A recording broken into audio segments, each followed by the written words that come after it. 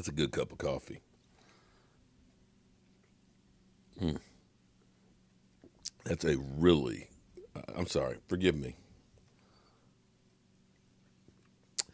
It's Saturday morning and just kind of savoring at this moment.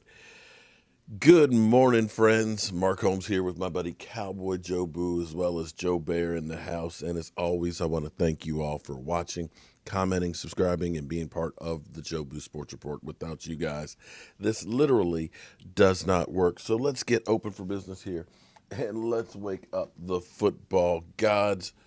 What am I doing? Grabbing the wrong daggone remote. Wake up, guys. Wake up. Apparently, I'm not quite awake this morning. How you doing on this Saturday morning? Hope you guys are able to catch your breath, slow down, get a day off, and just relax and enjoy life. We, on the other hand, for the Dallas Cowboys, we have a game on Tuesday, which is going to be crazy. A Tuesday game. We've got actually a full plate for us this weekend. Going into the week. So definitely get your rest on because we'll be live streaming tomorrow the Eagles game as well as the Giants, and then Monday we'll be live streaming during the Washington football team, and of course Tuesday we'll be here with the Dallas Cowboys. It will be a full 3 days of football. So if you enjoy our live streams and things, be sure to get in here. Although it's kind of cold outside, and it's only like 40-some degrees, and those are 4 o'clock kickoffs. So I'm not sure what I'm going to do, if I'm going to end up having the propane heater out there next to us going off, or wear multiple layers or whatever, or I might have to just live stream in here. But I only have it set up so I have the one TV. So I'm going to have to figure out how I'm going to set up a second TV in here so that way we can see both games. But we'll get it figured out. We will get it figured out so that way you will have all of everything that's going on with our Dallas Cowboys. All right, so I'm sure by now you've heard that or seen at least this video right here of my quarterback, Dak Prescott. Look at him. Look at Dak. Look at Dak. He's walking around with one crutch. Look, he's just like, hey, man, look at it. Look at my quarterback. Ahead of schedule, walking around after seeing that injury. It's kind of hard to believe when you think about how traumatic that injury looked, but he doesn't look like he's in any pain.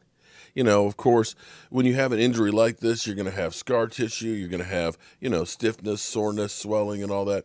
And it's going to be about in atrophy, of course. You have to strengthen the muscles around it because you've been in a soft cast or a hard cast. I'm not sure which one he was in. But the fact that he is there, you see, he literally is not using a crutch, makes you feel great because we're just in the beginning of December. You see what he's doing right now, the beginning of December. By the New Year's or by the end of February, he's going to be doing a whole lot more on that leg. That is actually fantastic when you see this. So I'm ecstatic. And in some ways,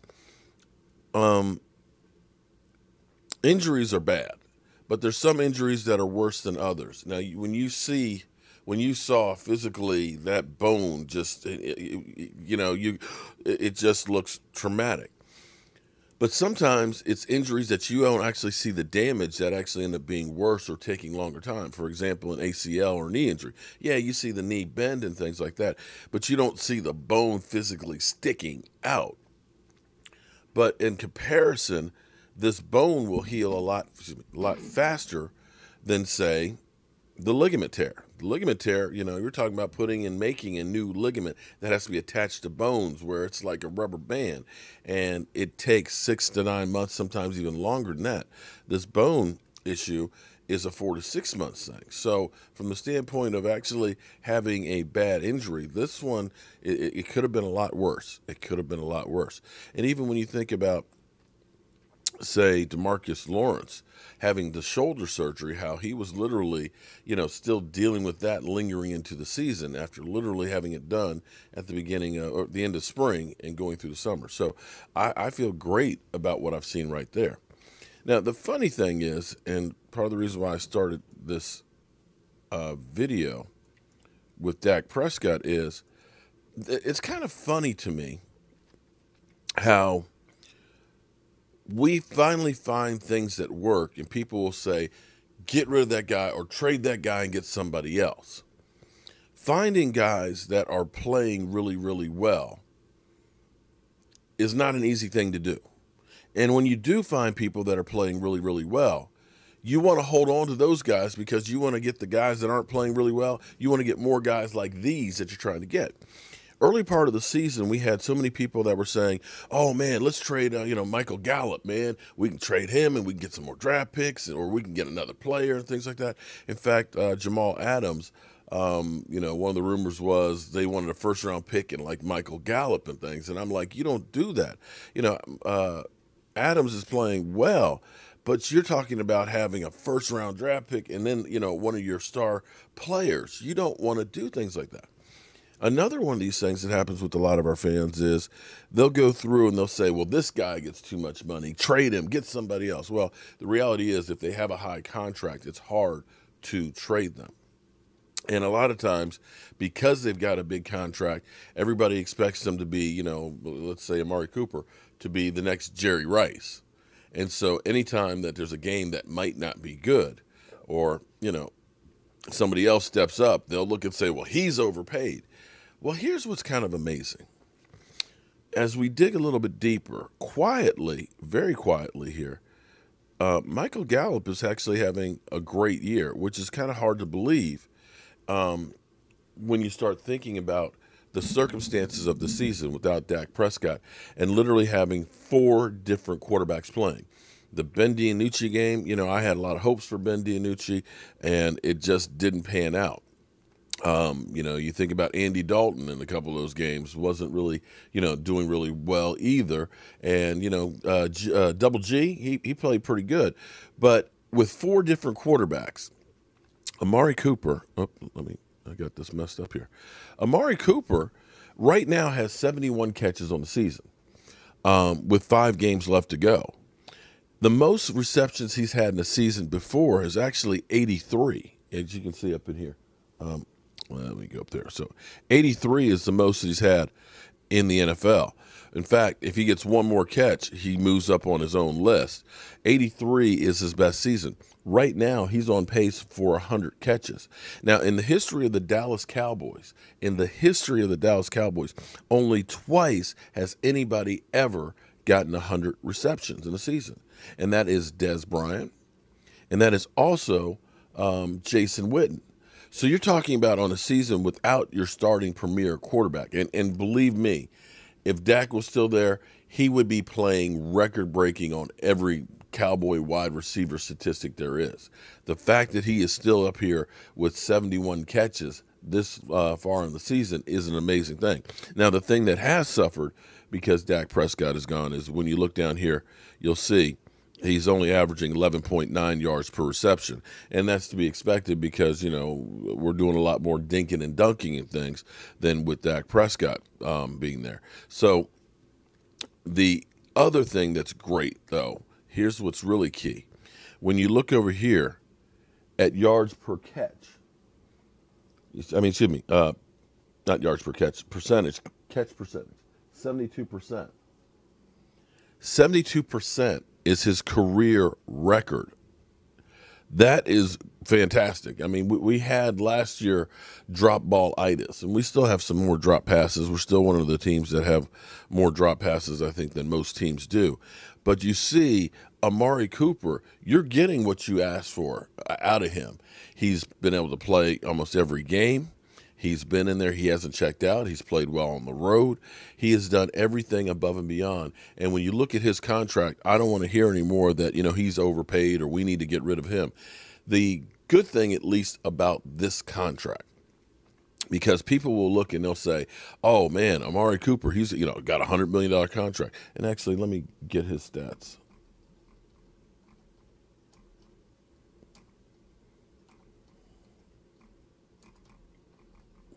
They actually did when they did his contract, they actually did it was a good contract for the Cowboys because what you looked at for this year as a cap number was $12 million, okay?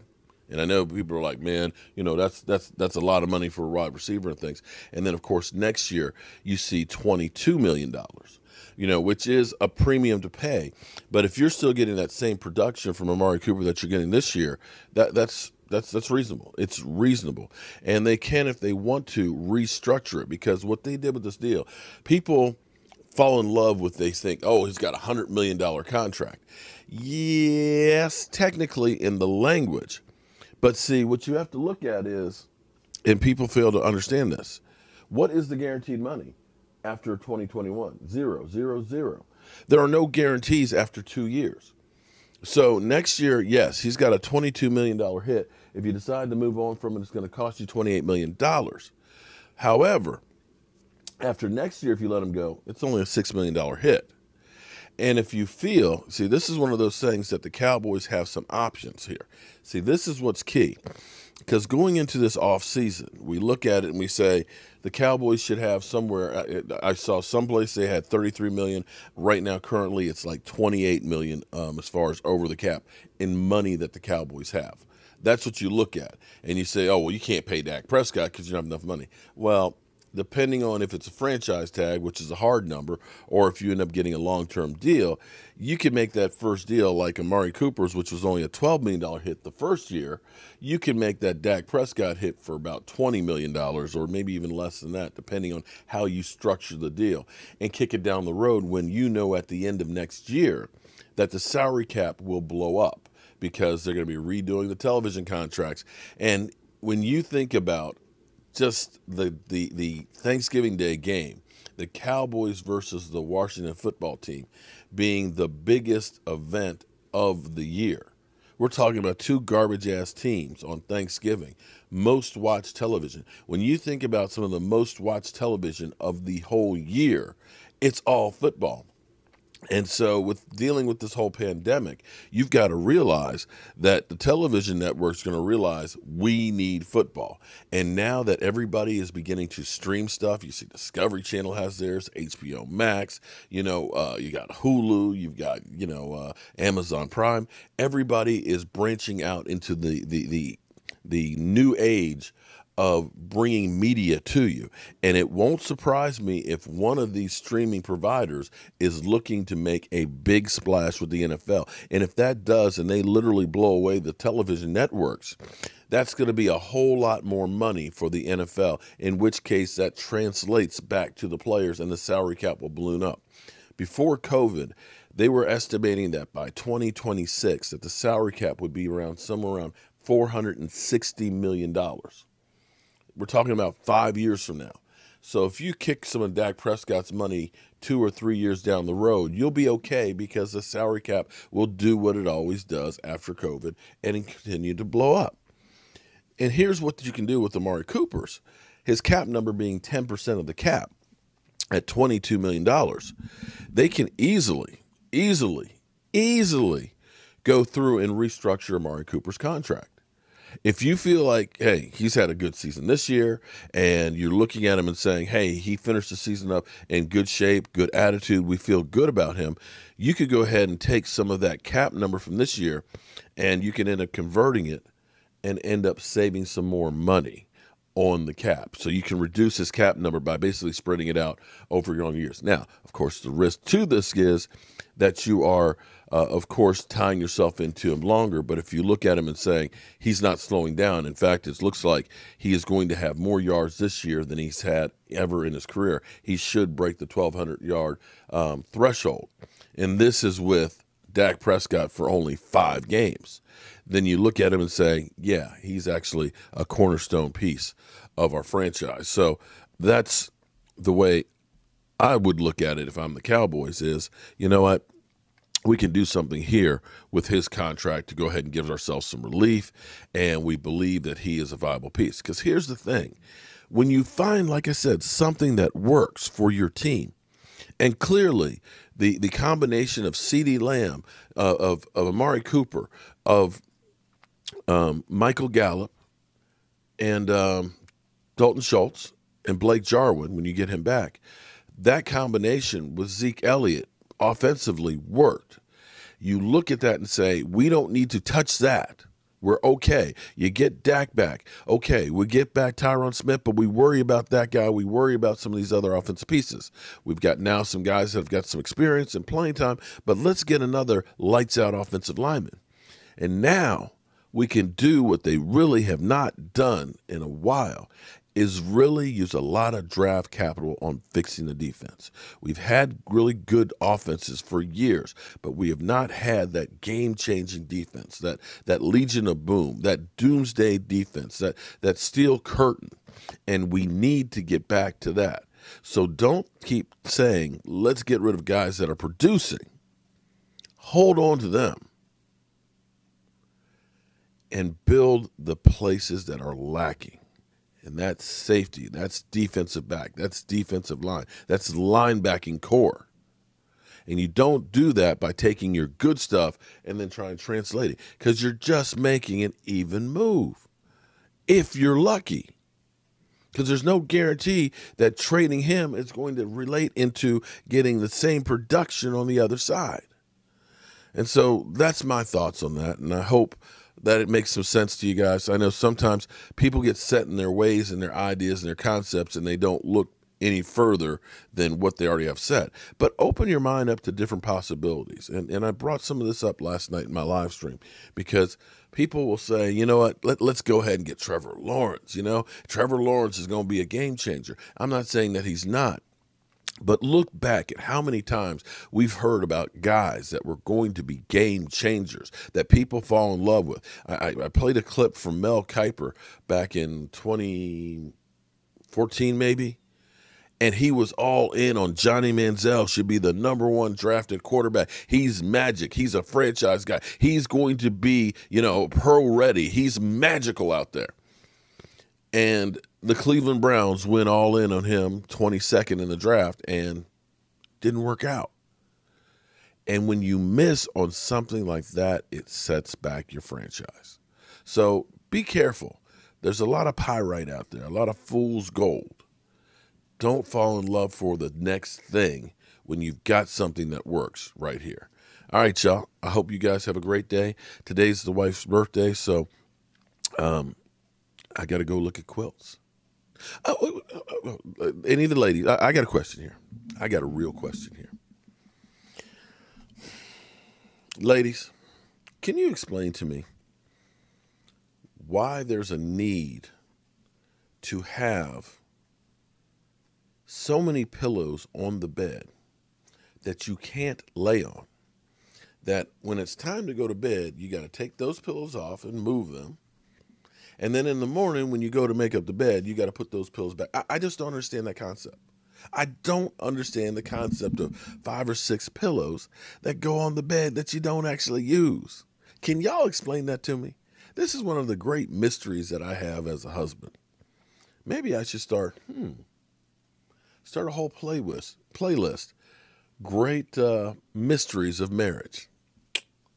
Although I might get in trouble for that one. All right, I'll see you guys.